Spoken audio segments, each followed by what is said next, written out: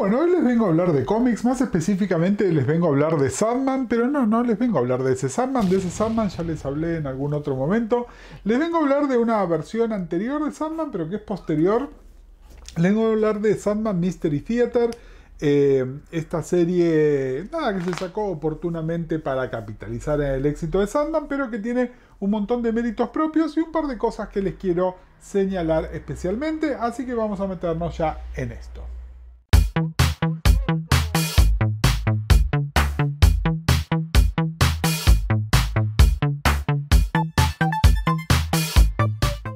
Bueno, primero, antes de meternos con este Sandman,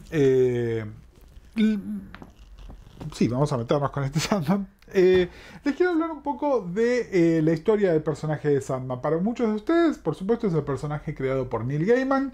Si ustedes estuvieron viendo, ya sea leyeron Sandman, vieron la serie de televisión, o incluso si estuvieron viendo este canal cuando hablamos de algunos otros personajes, como de Infinity Inc. y esas cosas, saben que el personaje tiene una larga historia que va más allá de esta creación, digamos, del año 89, digamos, la de Morfeo. El personaje en realidad aparece por primera vez en 1939. Era el personaje de Sandman, el personaje de un señor que se llamaba Wesley Dodds, que era interesante porque además en las primeras apariciones todavía era no tanto un superhéroe, sino alguien que seguía la tradición de lo que llamaban los Mystery Men. Los Mystery Men son estos personajes como The Shadow, ¿no? Que si lo piensan son los personajes como después The Question o Rorschach, ¿no? Esa gente que en realidad estaba con un sobretodo y un sombrero y distintos niveles de la cara tapada.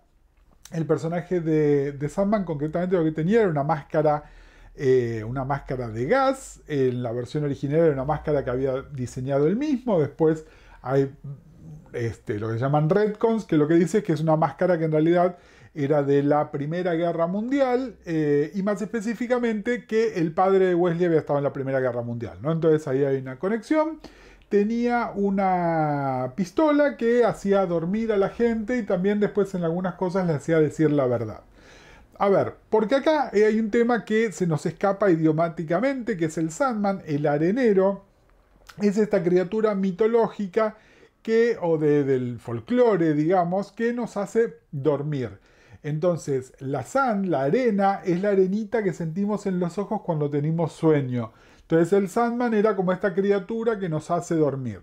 Y de hecho, de esta canción, en los años 30 hay una canción que la deben haber escuchado en el programa de Sandman, la deben haber leído la letra por ahí, que es Mr. Sandman, bring me a dream. Bueno, esa canción habla de eso, digamos, esa canción como que trae el mito de Sandman para este momento. Entonces, este personaje que hacía que él ponía a las personas a dormir, se llamaba Sandman. Tengan en cuenta, estamos hablando del año 39, es el año que aparece Batman, solamente un año antes había aparecido Superman, empieza el fenómeno de los superhéroes y para el año 41 lo que hacen a Sandman es transformarlo en un superhéroe más superhéroe. Entonces le sacan el look Mystery Man, digamos, y le ponen un traje de superhéroe más estándar, que es como amarillo y violeta, y le agregan un sidekick que se llamaba Sandy, ¿no? Arenita, digamos, ¿no? Si este fuera un personaje de SpongeBob SquarePants. El personaje de Sandy, que es Sandy Hawkins, el sidekick se llamaba igual que su nombre civil, porque cómics. Estos personajes después van a tener un montón de otras repercusiones y además Sandman es uno de los integrantes originales de la Justice Society of America. Es uno de esos que están sentados en esta imagen icónica del primer encuentro de la Justice Society.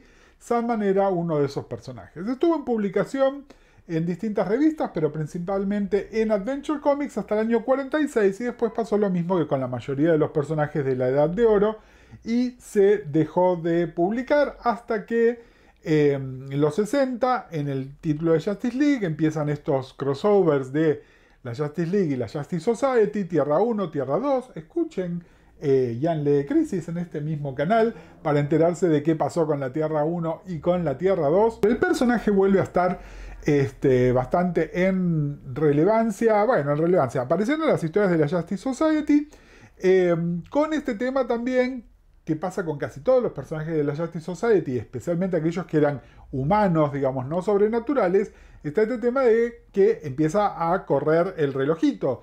Si este personaje tenía veintitantos años en el año 39, bueno, ¿qué edad tiene en los 60, en los 70, en los 80, etcétera? Bueno, paralelamente a esto, hay un dato que no les dije. El personaje fue creado por Gardner Fox como guionista, un dibujante que ahora les debo el nombre, pero al poco tiempo la revista la empiezan a hacer Simon and Kirby. Sí, eso, Simon and Kirby, Joe Simon, Jack Kirby, los creadores del Capitán América, durante un tiempo son los que escriben y dibujan las aventuras de Sandman. ¿Por qué les digo esto?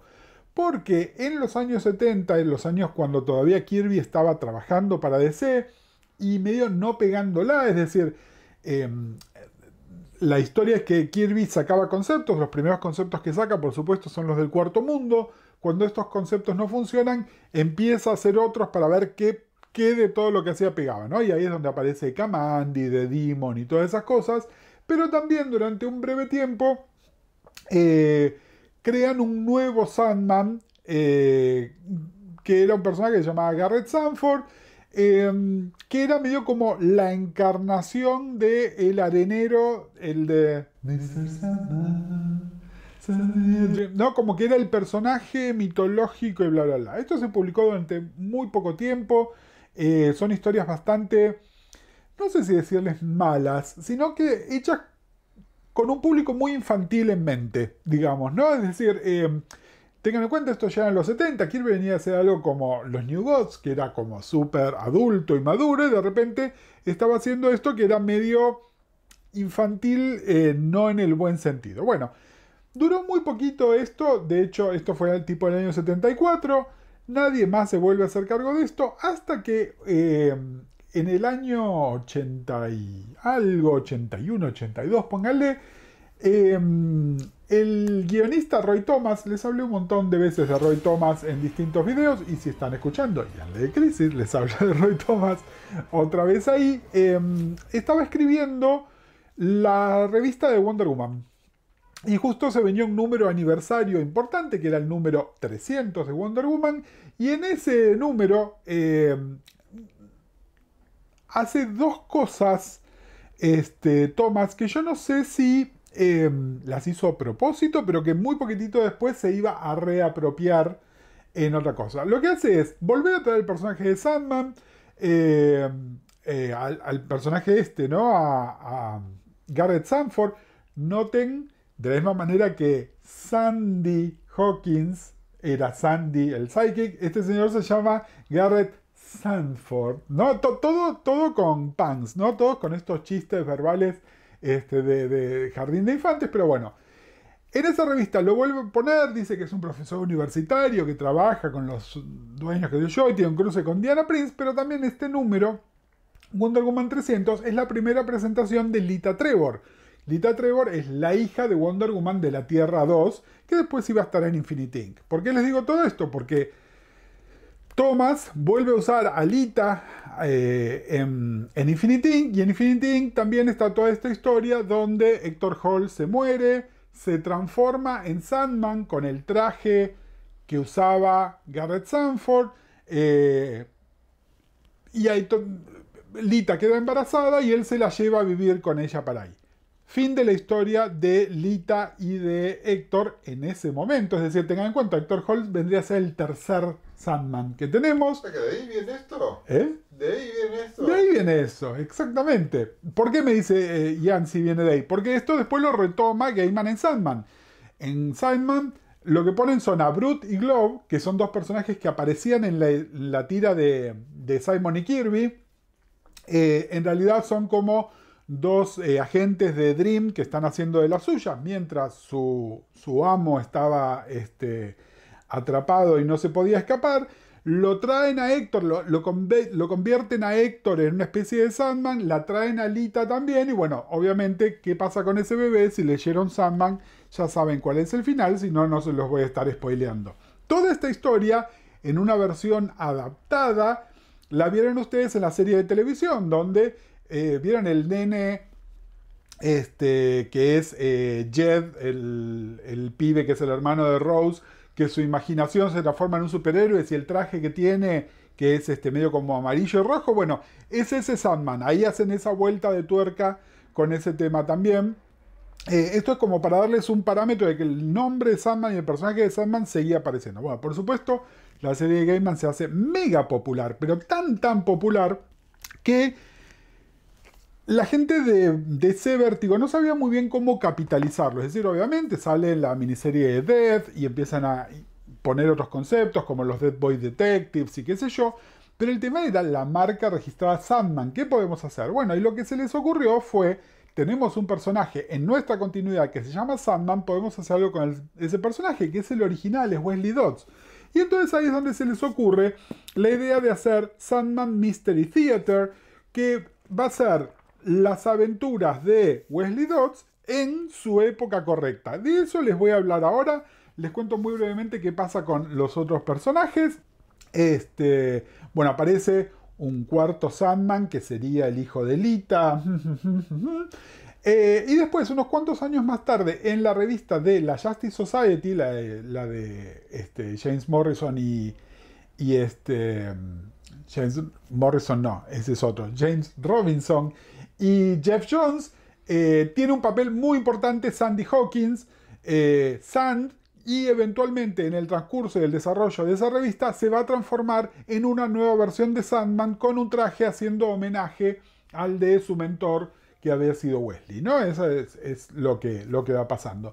Y hubo después una miniserie posterior que era de Sandman Mystery Theater, pero como una especie de temporada 2. Ahora vamos a hablar del concepto de temporadas porque me parece que es importante, donde un nuevo personaje, un séptimo personaje, toma la personalidad de Sandman por un tiempito cortito y que en general la gente no se acuerda mucho de esa revista. Es más, no está reimpresa y es bastante difícil de conseguir. Pero bueno, vamos a esta revista.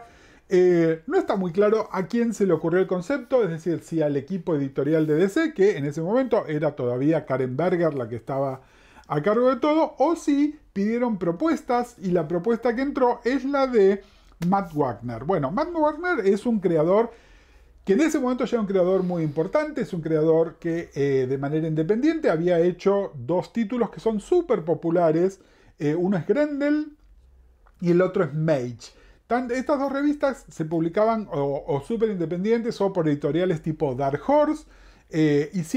Wagner es artista integral, es decir, es guionista y también es dibujante. Y ya había estado haciendo distintos trabajos para DC en distintos conceptos. Y entonces ahí es donde la propuesta de Wagner es la que toman, que básicamente era contar historias de Wesley Dodds en su momento. Ahora vamos a ir a algunas precisiones con respecto al momento histórico en el cual transcurre la serie, dibujadas por un dibujante que se llamaba Guy Davis. Ya les voy a hablar un poquitito más de Guy Davis también.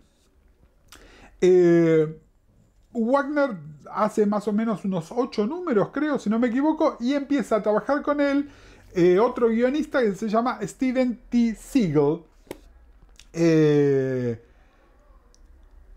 Y bueno, siguen haciendo eso durante 70 números. Ahora acaba de salir este bodoque hermoso que trae los primeros 36 números de la revista más el primer anuario, y muy claramente nos dicen que es el compendio número 1. Quiere decir que tienen planeado un compendio número 2. Otro libro de este tamaño nos lleva hasta el número 70, que sería lo que tienen que tener. Me encanta esta iniciativa de DC, al margen de esta revista, de sacar los compendios. Me parece que es una buena manera de tener un montón de historietas en un formato que es bastante más barato que un ómnibus. Y es muy fácil de maniobrar además, ¿ven? Es un libro muy legible. Este se lo pueden llevar a la cama, no sé si un ómnibus también. Bueno, la serie tiene varios planteos, algunos son temáticos y otros son formales, que me parece que son importantes. Empecemos con lo temático. Lo temático. La revista es básicamente un policial. Es un policial negro, está muy influido por la cultura popular de la época en la cual transcurren las historias, que son fines de los años 30, justito antes de que Estados Unidos, es decir, en la preguerra de la Segunda Guerra Mundial y en la preguerra de que Estados Unidos se involucrara en la Segunda Guerra Mundial. Entonces, tiene mucho también, no solo de las películas de esa época piensa en las películas de James Cagney, ¿no? O las primeras películas de The Thin Man. Y también tiene mucho de los pulps. Los pulps, yo creo que muchos de ustedes saben que son los pulps por Pulp Fiction. Los pulps eran como una especie, una cruza entre libros y revistas que se imprimían en un papel muy berreta, y por eso se llaman pulps, porque era papel de pulpa, y que eran historias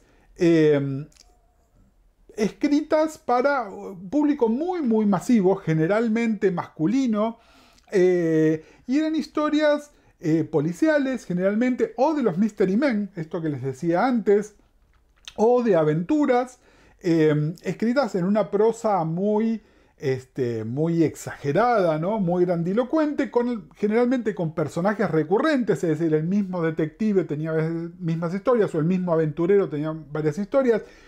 Piensen en Indiana Jones. Indiana Jones está inspirada por los pulps también. Y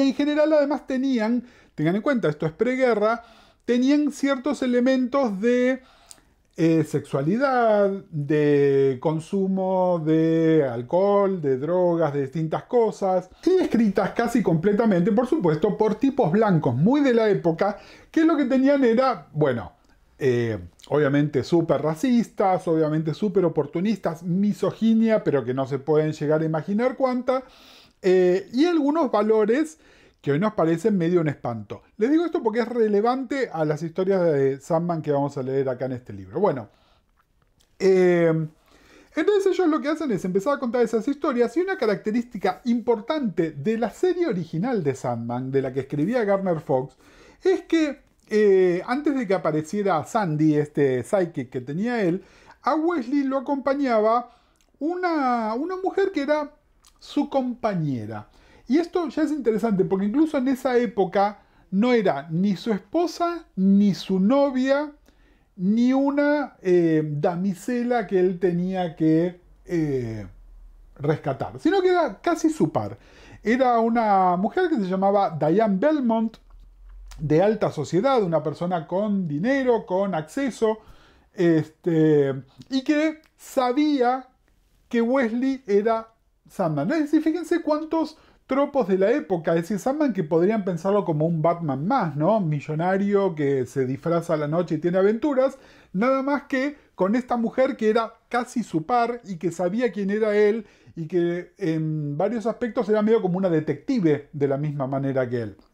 Y de nuevo, les digo las películas de The Thin Man porque era justamente la dinámica que tenían esas películas, ¿no? Donde había mucho de este diálogo que en inglés se llama banter, ¿no? Que es diálogo muy rápido y muy de corrido entre un tipo y una mujer. Piensen en Moonlighting también, que tiene la misma inspiración. Bueno, el tema es, si bien no lo dice acá, el Sandman Mystery Theater es una revista sobre Wesley y sobre Diane. Diane no es la coprotagonista o el interés amoroso de Wesley. De hecho, hay números enteros que son sobre Diane, lo que Diane hace.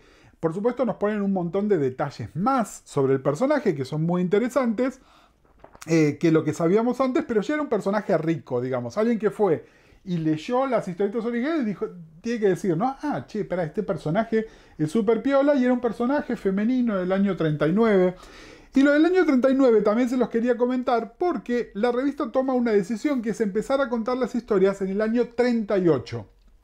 Es decir, nos están contando historias que suceden como un año antes de la primera aparición.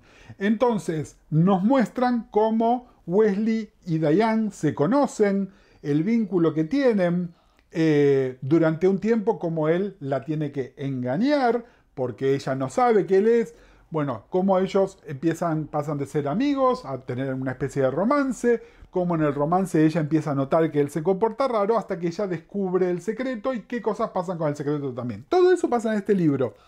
Es muy lindo como está contado, porque tiene, aparte de las aventuras individuales, algo de telenovela. Y acá es donde quería meterme con algo de lo formal. Este libro está escrito como si fuera una serie de televisión, pero no una serie de televisión de ahora, no una de estas series de televisiones Prestige que tienen 10 episodios, no.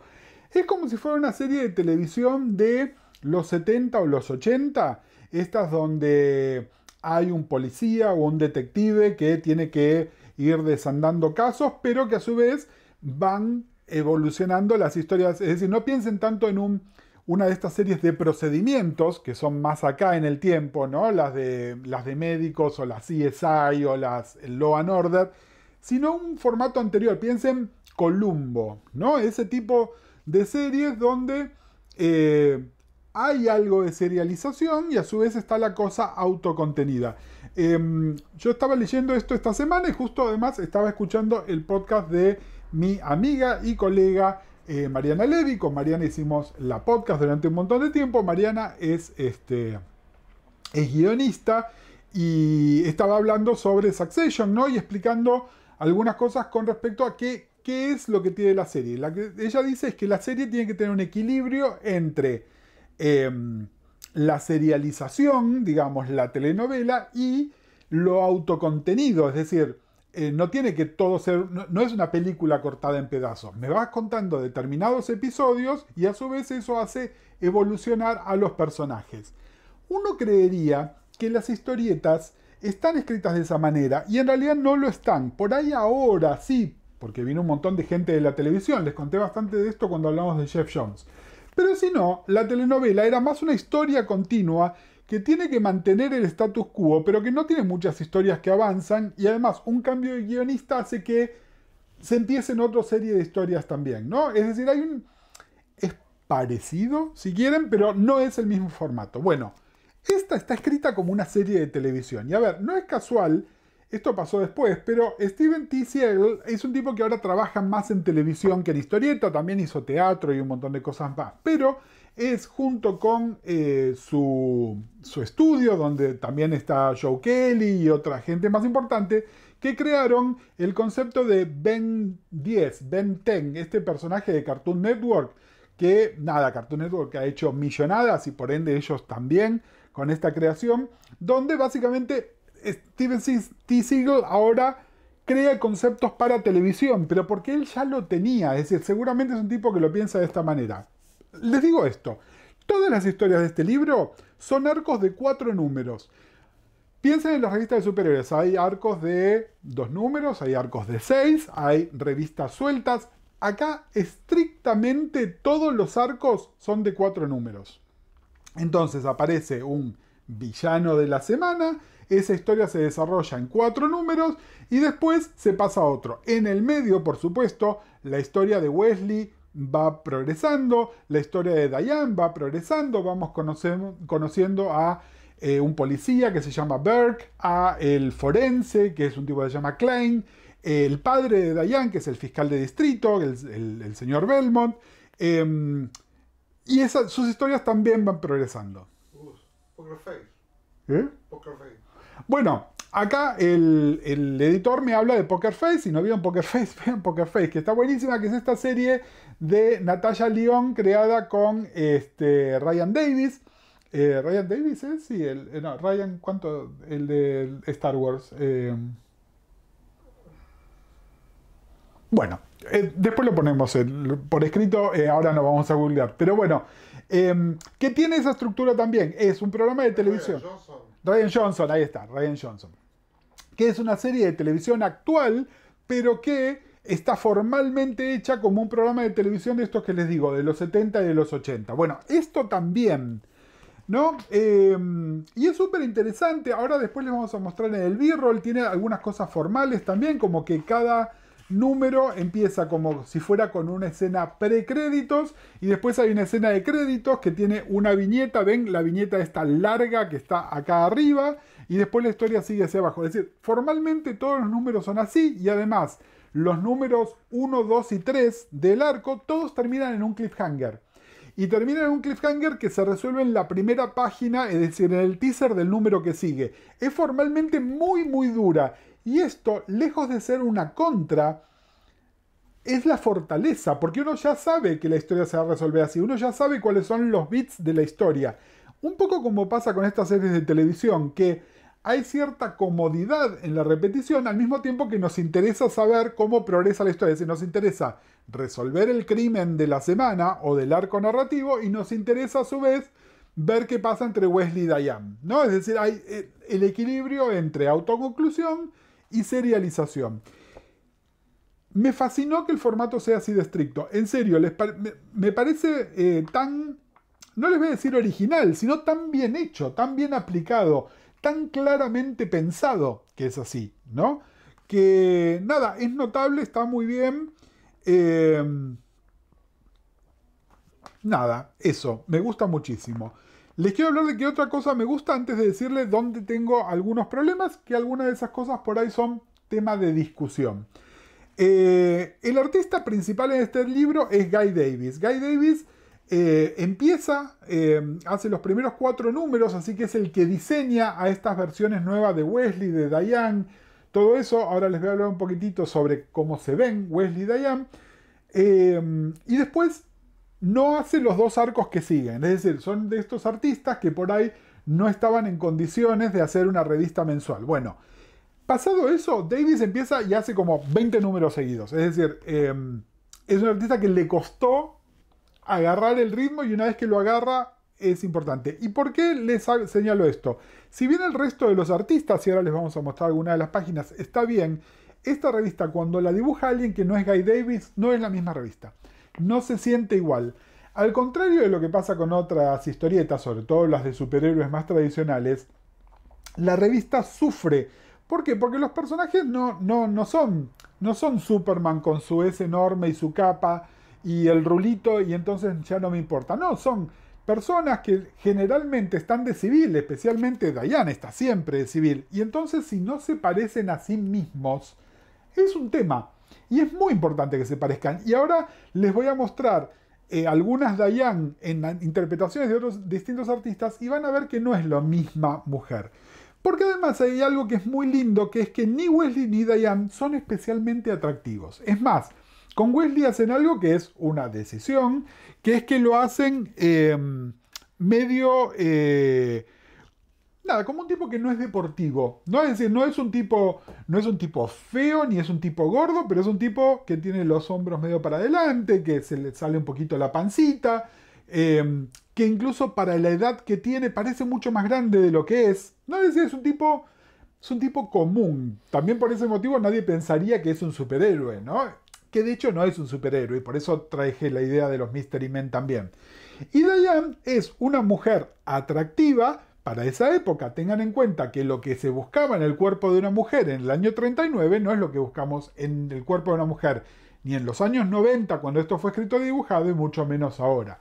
Entonces, no es una mujer glamorosa en el sentido que lo pensamos, ¿no? Tiene un peinado de época, ¿no? Medio con finger waves y el pelo corto, tiene la cara muy redonda, tiene un cuerpo donde el acento está sobre todo en la cadera. Es de una mujer que hoy se la consideraría gorda, que por supuesto no lo era, porque a su vez es una mujer de dinero que está impecablemente vestida. Pero son detalles de diseño que están tan logrados que uno lo entiende inmediatamente, ¿no? Y de nuevo, también es una mujer, Diane está establecido, tiene 25 años, de Wesley nunca nos dicen cuántos años tiene, y parece una mujer de 40. Pero bueno, ¿por qué? Porque de alguna manera, por su estatus social y por el tipo de cosas que hace, no parece una mujer de 25 años, parece una mujer mucho más grande.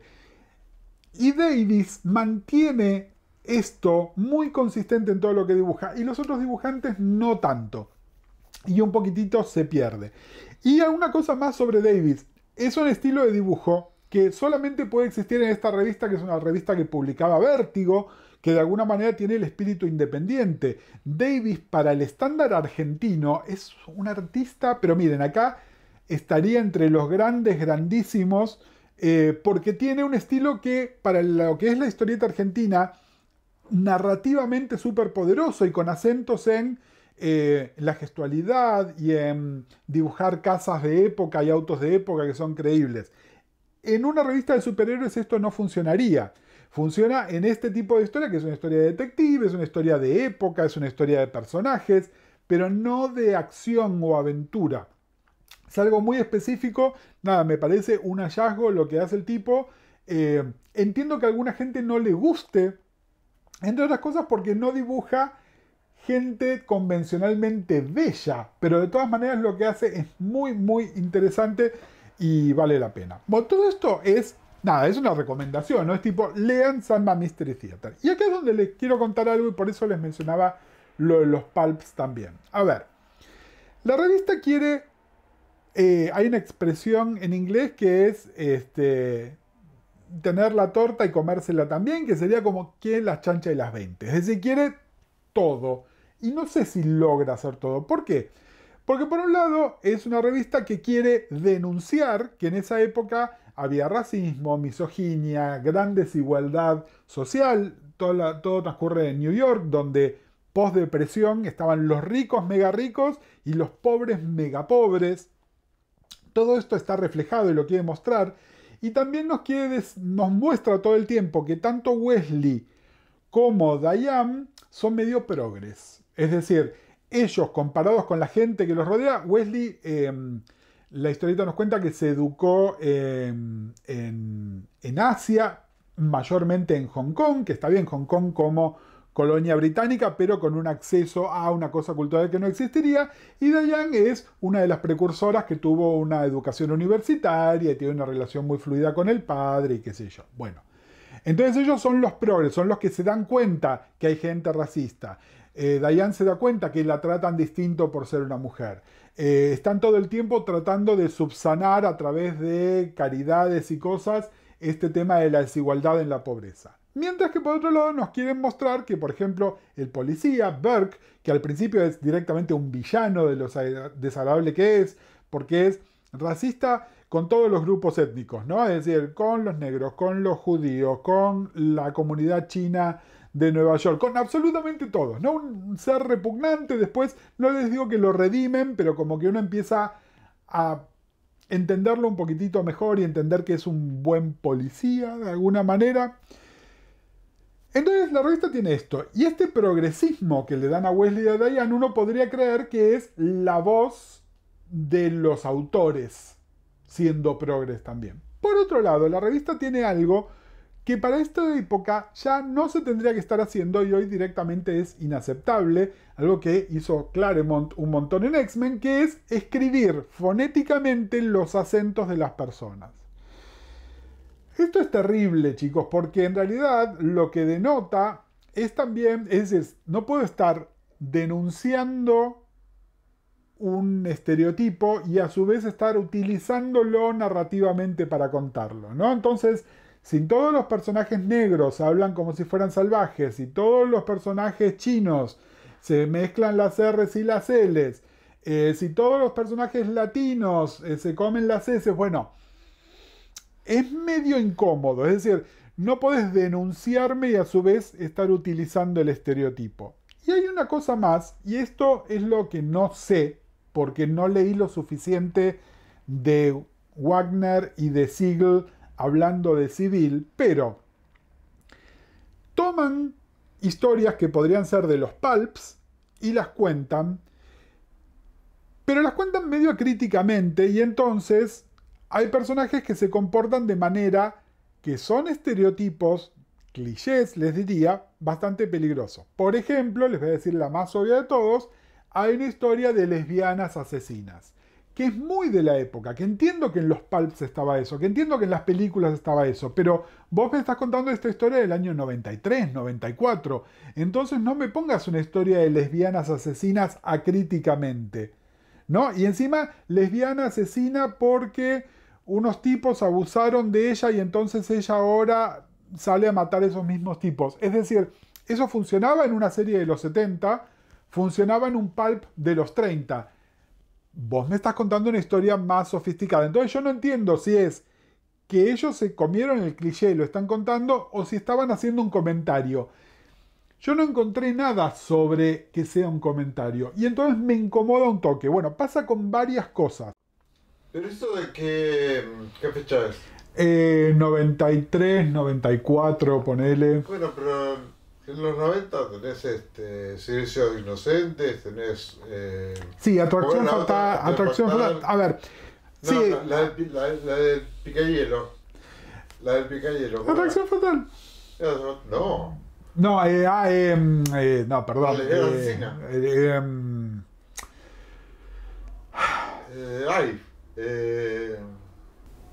Pajecitos. Bajos instintos, ahí está. No, sí, a ver. Acá el editor lo que me dice es que el clima de época seguía siendo la lesbiana asesina y un montón de cosas más. Esto igual es más, es el tropo no de Sharon Stone asesina, es el tropo de Marlene Dietrich asesina. Es decir, para mí ya queda viejo, no es que queda viejo hoy, 30 años después. Me parece que ya en el momento quedaba viejo también. Ojo, por ahí me equivoco. No, la idea es que por ahí estamos exigiendo algo que fue escrito Sí. en otro clima. Sí, igual era una historieta sofisticada, si se quiere. Y ahí tengo otra cosa más también que me hincha un poquitito, que es que los crímenes que resuelve Wesley son todos asesinatos, y es más, son casi todos asesinatos múltiples, es decir, de tipos que serían asesinos en serie, que me parece que es un poco demasiado también puede ser algo del clima de la época también, por lo menos en la primera mitad de este libro, ¿no? Yo no leí la segunda mitad, había leído nada más los primeros 12 números o una cosa así, y ahora leí los 36 primeros números. Bueno, acá también está incluido un anual, que cuenta como una historia larga desde distintos puntos de vista, con distintos dibujantes. Hay talento muy importante ahí, es especialmente notable una cosa de Alex Ross. A mí Alex Ross haciendo arte secuencial no siempre me parece tan atractivo como haciendo una tapa, pónganle, pero acá tiene que recrear un clima de película de los años 30 en blanco y negro y está logradísimo. Les vamos a poner unas imagencitas acá para que vean lo que está pasando. Y la pregunta del millón de dólares es, ¿aparece Sandman Morfeo acá en la serie? Ni. Hay una revista posterior que se llama Sandman Midnight Theater, que es un especial, que es un crossover entre Wesley y Morfeo. Eso pasa después. Acá lo que pasa es que Wesley tiene sueños. Esos sueños tienen forma de pesadillas que a él le dan muchísima ansiedad, que normalmente están representados en una sola página, o en blanco y negro o en colores muy muteados, y de vez en cuando aparecen imágenes que son, por ejemplo, la máscara de hueso que tiene Sandman, ¿no? Es decir, hay como guiños a que esos sueños podría ser que se los está causando Morfeo, y de hecho en el especial ese y de ahí en más lo que dicen es que Morfeo, que estaba atrapado todavía durante todos estos años en Inglaterra, le causaba estos sueños a Wesley, de manera que Wesley pudiese como hacer algo, digamos, ¿no? Como que le estaba haciendo un guiño a Wesley para eso. Nada, es una revista totalmente distinta. Sandman es algo fantasy, es sobrenatural. Esto es true crime, por decirlo de alguna manera, con un tipo que, si bien posteriormente se lo puede pensar como superhéroe, acá no era un superhéroe, era de nuevo un Mystery Man, que básicamente es un detective con la cara tapada y por ahí un par de gadgets que les pueden servir para otra cosa. Nada, la serie está buenísima. Estas críticas, entre comillas, que le hago, en realidad creo que son más cosas de discusión a partir de hoy. Si escuchan unos cantitos de afuera, se ve que terminó algún partido y hay gente que está festejando, no sé qué. Pero bueno, nada, es un libraco, se los recomiendo de nuevo. Vieron que otras veces les recomiendo libros y son libros como súper caros o que hay que leer 700 horas de historietas. Esto es totalmente autocontenido, me parece que está bueno, me parece que es recomendable. Y sí, por ahí tenemos que hacerle una lectura un poquitito más crítica, pero sin destruirlo, porque sigue estando muy bien y por eso vamos. Bueno, gracias una vez más por sumarse al canal, espero que lo hayan disfrutado. Les cuento que estamos con idea de hacer un vivo, porque se viene el aniversario del canal. De hecho hay un video muy especial para la semana que viene, que es el aniversario propiamente dicho, pero cuéntenos qué les cae mejor, el viernes 16 o el viernes 23. Nada, vamos a hacer un vivo de estos que hacemos normalmente. Déjenos las respuestas. Como siempre, si les gustan los que hacemos, nos pueden dejar un cafecito. Ahora se pueden dejar cafecitos desde el exterior también, ojímetro a eso. O nos pueden dejar algo por PayPal. Y como siempre, nos estamos viendo. Se está hablando un montón, bueno, bien, está la adaptación televisiva de Sandman y no sé cómo lo tendrían que vender, pero esto está prácticamente adaptado para la tele. Por esto que les decía, sería de mucho más bajo presupuesto, salvo la recreación de época, eso es caro, pero no hay efectos especiales, ese tipo de cosas. Ya está escrita de manera de una serie, es decir, algo que no les dije antes, cada número de la serie podría ser un bloque de una serie y un corte comercial. Por eso les decía, termina en un cliffhanger, corte comercial. Volvés del corte y se resuelve el cliffhanger hasta el final, que es secuencia de títulos, y la semana que viene veo otro episodio. Está escrito de esa manera. Me parece que redaría, por supuesto, no va a suceder nunca, pero nada, les dejo la idea. Warner, mándame un cheque.